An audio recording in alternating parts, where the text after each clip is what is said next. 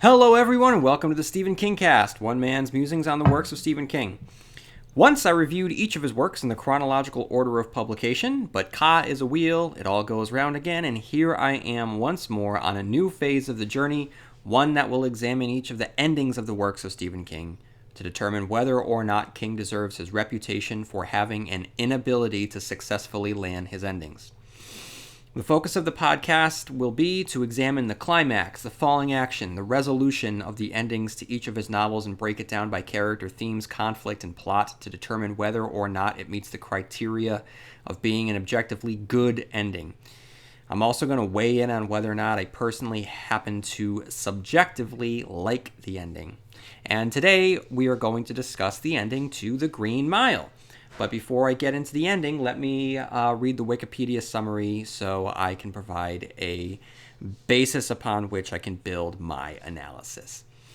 Wikipedia.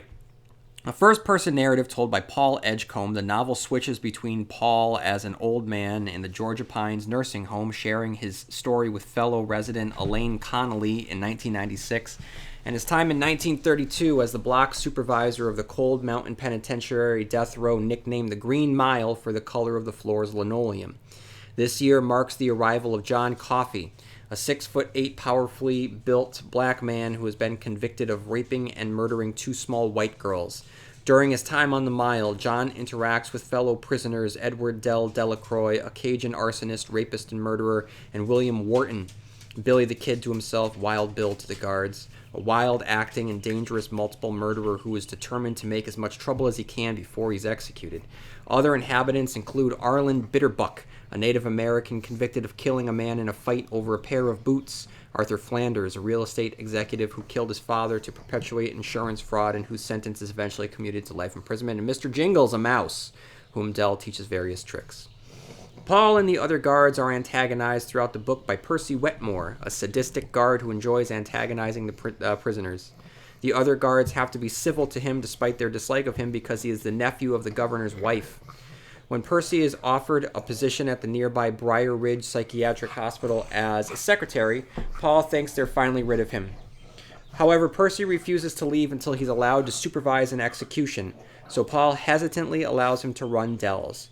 Percy deliberately avoids soaking a sponge in brine that is supposed to be tucked inside the electrode cap to ensure a quick death in the electric chair. When the switch is thrown, a current causes Dell to catch fire in the chair and suffer a prolonged, agonizing demise.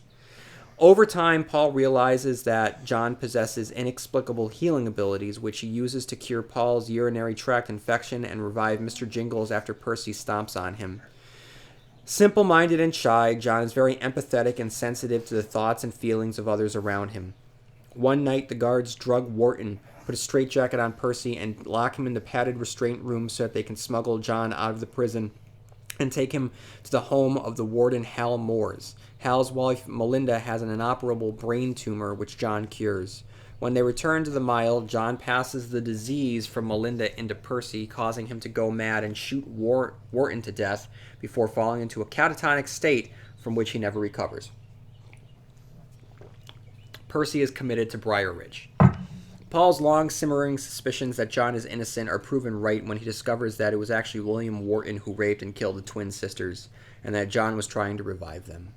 Later, John tells Paul what he saw when Wharton grabbed his arm one time, how Wharton had coerced the sisters to be silent by threatening to kill one if the other made a noise, using their love for each other.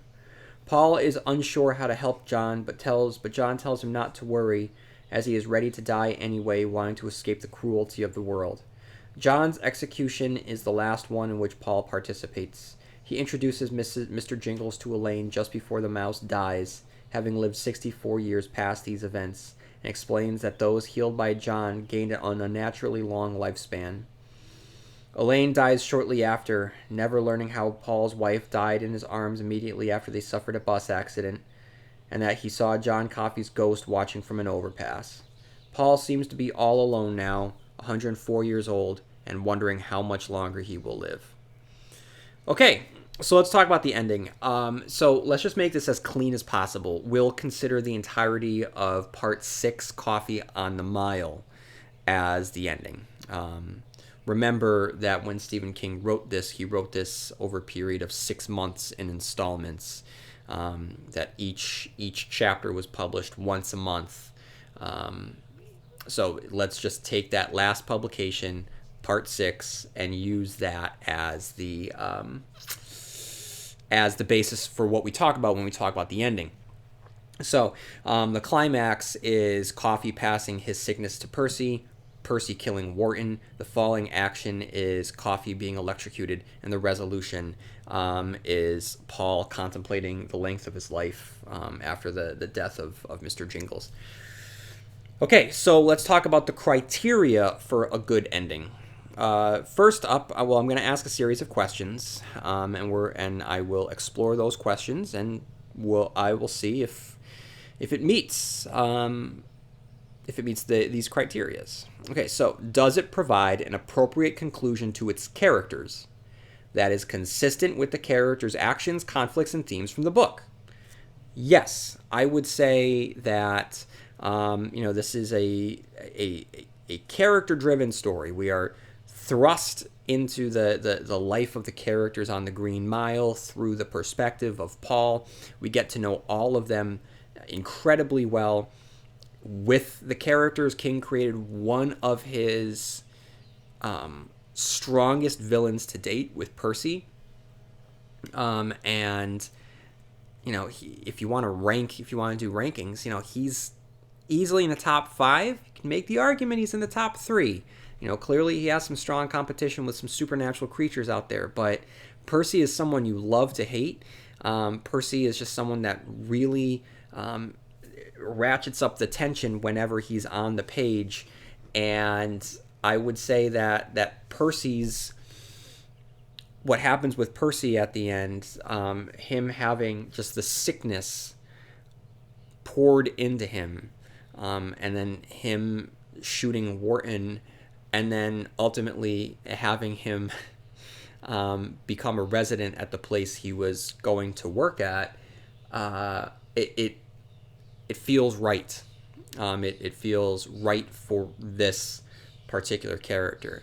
If you have listened to my review of The Green Mile in its entirety, I did take issue with this in one regard, is that it, for John Coffey, who has seemed so innocent throughout, for him to take this action, he is purposefully doing ill will towards someone, which doesn't seem in the character. You can make the argument, okay? That's how I'll phrase it. You can make the argument that it doesn't seem within the character of John Coffey to purposefully do that, especially when you make the analog of when you draw the line between John Coffey and Jesus Christ, going out of his way to purposefully inflict harm upon another person, which in turn kills another resident.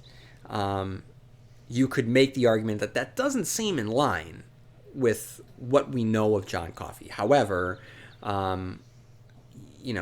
famously, I'm sure that you've seen the meme going around over the last 4 or 5 years from the movie of John Coffey saying, "I'm tired, boss," and that lines up with John Coffey as a character in the book who wants to, as Wikipedia stated, escape the cruelty of the world.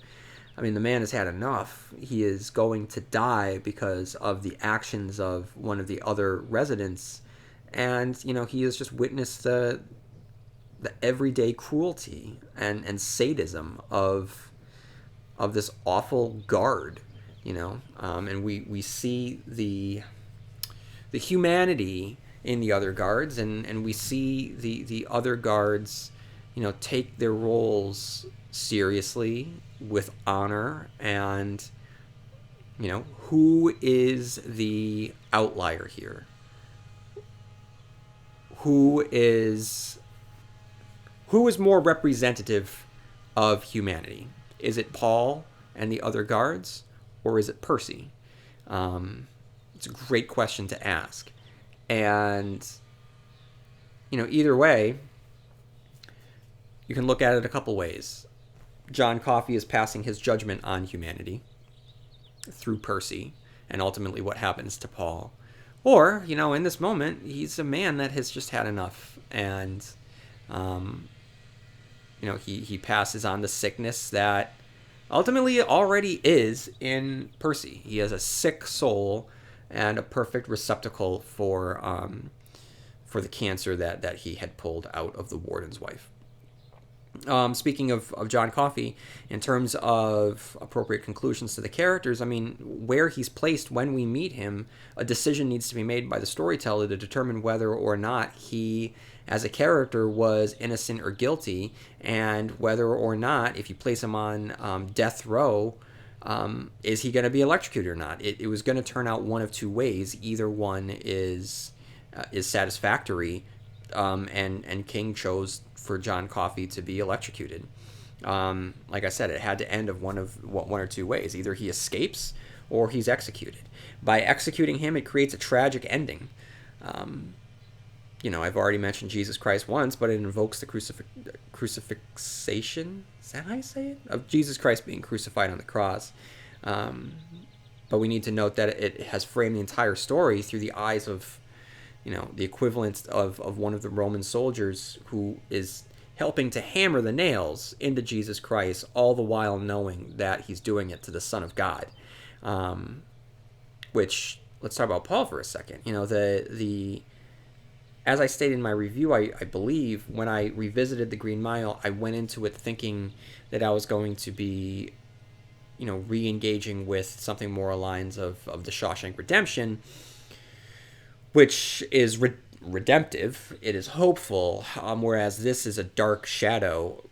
You see, I think when I think of the book and I think of the movie, you think of, Tom Hanks and the wonderful feelings that Tom Hanks is able to bring, and the humanity and the kindness and the warmth that he brings. And it's apparent within the text of both the book and the movie, but that serves to, what that does, it serves the themes, and which I'll get to, and the morality that Stephen King is working with here, which is judgment.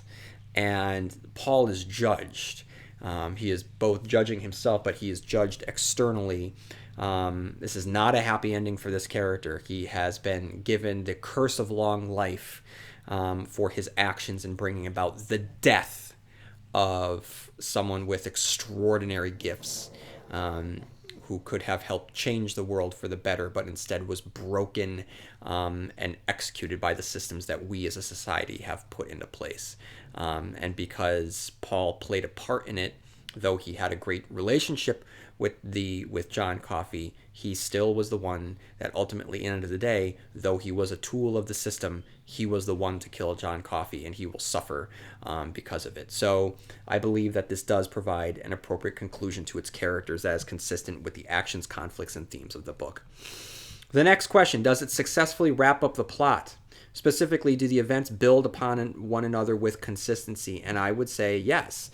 The final book, Coffee on the Mile, it begins with John Coffey reeling from pulling the cancer from the warden's wife.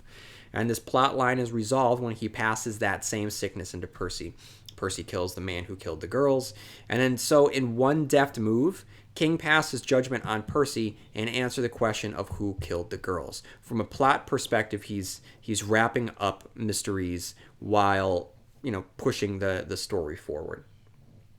Does the conclusion serve the theme, symbolism, and motifs? Yes. The saintly figure is killed, and the man who killed him is punished with long life. King does not shy away from judging Paul for his actions, his cowardice, and his lack of action for failing to try to save John Coffey.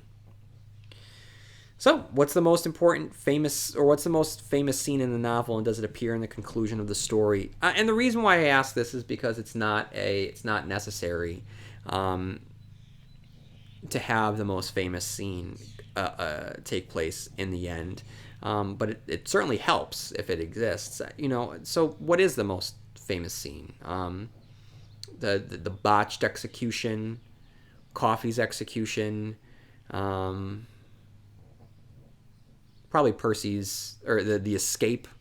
If it's Coffey's execution, then that definitely takes place at the end. But no, it's just something to mull over. And are there other factors that we need to consider? You know, I mean, here's one. I mean, for someone that has a reputation for failing to successfully land his endings, the fact that he landed this one so smoothly is a testament to why he's the king. Remember, as I stated at the beginning of this podcast, King was writing each chapter once a month. He went into this without the ability to do much revision or rewriting. He was writing without a net here, and this is, though I have been very complimentary and in the analysis of this stretch of the podcast, more of his books, based on the criteria that we've agreed on here, most of his books end well. But even considering that he's been able to successfully end his stories, this one is a strong entry. This one, he seems to do it so smoothly, which is, again, a testament to his abilities as a writer. So, subjectively speaking, do I like the ending? Yes. Yes, I do, very much. And based on everything that we had discussed in terms of characters, plot, theme, and wrapping up the conflict, do we consider this a satisfactory conclusion to the story? Yes, it is a good ending. It is a ending that I happen to like, and it is a good ending. So that brings us to me liking 24 out of 25 endings. And 22 out of 25, based on the criteria, have been found good. They are good endings. So, that's where we are with that. So if you have liked this episode, head on over to iTunes, leave a review. That would be awesome. If you want to chime in, provide any thoughts about any of the Stephen King endings, any Stephen King thoughts that you have, ask me any questions, write into stephenkingcast at yahoo.com. You can follow me on Instagram and Facebook and Twitter, with the handle Stephen Kingcast. And next week we're going to be heading into Desperation. I love this book. I love talking about this book. Let's talk about Desperation and the ending to Desperation next week, followed up by The Regulators. And write in with any questions or anything that you want to share. So this was a shorter episode, guys, but I definitely wanted to still get it out to you. And may you have long days and pleasant nights, and I will see you here next time where MOON spells Stephen Kingcast.